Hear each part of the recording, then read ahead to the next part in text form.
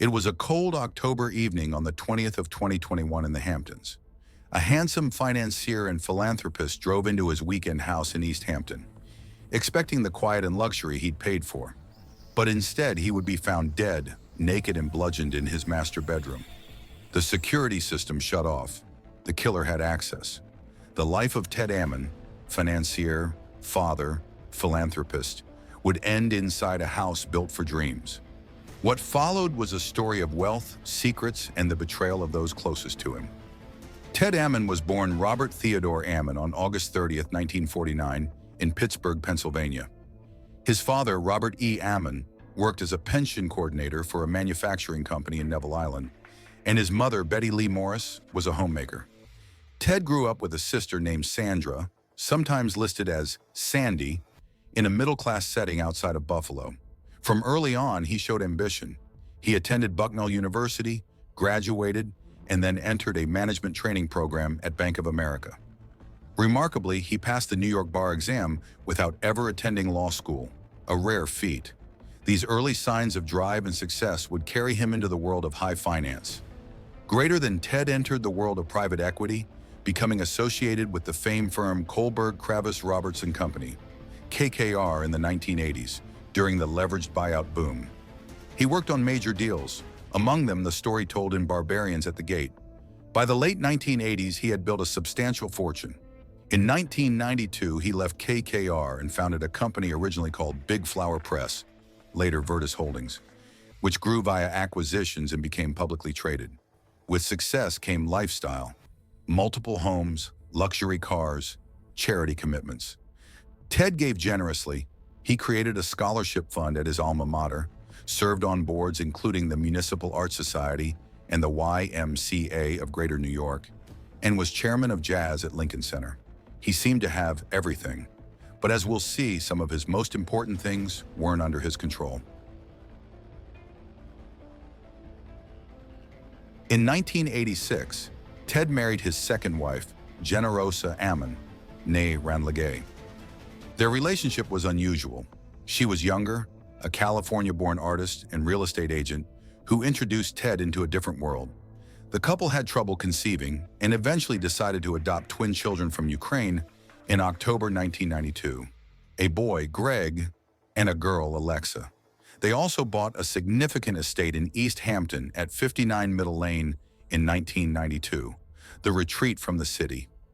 Friends described Ted as devoted to his children and his dogs. He loved family weekends, the Hamptons lifestyle, but his marriage was fraying. There were signs of tension, legal filings, increasing distance, lifestyle changes. Generosa, meanwhile, had a troubled past. Her mother died when she was young. She had been moved between relatives. She struggled with boundaries and identity. All of this set the stage for bigger problems.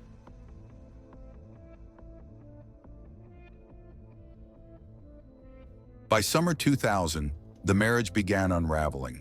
Generosa filed for divorce. The custody of the twins hung in the balance. The settlement would be enormous. Ted's fortune, estimated in the tens of millions, was at risk. Generosa began renovating a Manhattan townhouse and hired an electrician/contractor, Daniel Pelosi, who soon became her lover. Meanwhile, Ted's focus turned to safeguarding his children, his assets, his life. He remained public-faced, but behind closed doors, the battle was vicious. He even encountered conflict over how the children should be raised. His sister Sandra later fought for custody after everything collapsed. The divorce settlement had not been finalized by October 2001. Ted's will, in his estate plan, remained as written, meaning Generosa would still inherit large portions. That fact would become critical.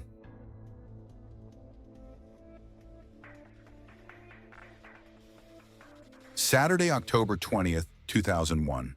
Ted arrived at his East Hampton estate in his silver Porsche. He expected a weekend of quiet. 2 days later, by Monday afternoon, alarm bells rang.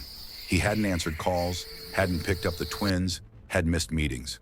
A business partner and chauffeur flew out by helicopter to check on him. They found the house's security system turned off, the dogs inside hungry and confused. At 5:19 p.m., they discovered Ted's body, naked, bludgeoned, face and head crushed. his body temperature at ambient room levels. He may have been dead since Sunday evening. The scene, no sign of forced entry, nothing stolen, but audio/security had been disabled, cameras disconnected. The assumption, someone who knew the house and someone who disabled the system?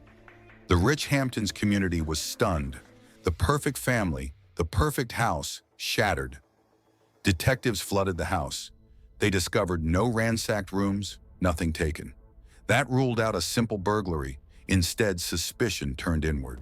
Someone with access, knowledge. Rumors swirled. Was it a hate crime? An organized hit? A jealous spouse? The fact that Ted was found naked led to sensational speculation. But investigators later dismissed some theories. What mattered? The assault was brutal, intimate, personal. Meanwhile, all roads pointed to the divorce, the renovations, the contractor, the children, the will. And none of these questions were being ignored. Let's look at the key players. Generosa. Once the elegant wife in the Hamptons lifestyle, now engaged in a divorce, aligned with a contractor whose background was dark. Daniel Pelosi, a high school dropout, electrician hired for renovations, who soon became more than just a worker. Then there's Ted's estate, around $80 million to $100 million. Had he changed his will? Number. Generosa would still inherit the bulk if the divorce wasn't finalized. That fact was a red flag in the investigation. Add to that, access to the house, the security system knowledge, Pelosi helped install it, the timeline of separation, the children's custody, an explosive mix. As ABC reports later, Pelosi claimed Generosa wanted revenge, believed Ted had hidden millions, allegedly offered $50,000 for a beating. So we have means, motive, opportunity. But proof? That's where the case becomes complex.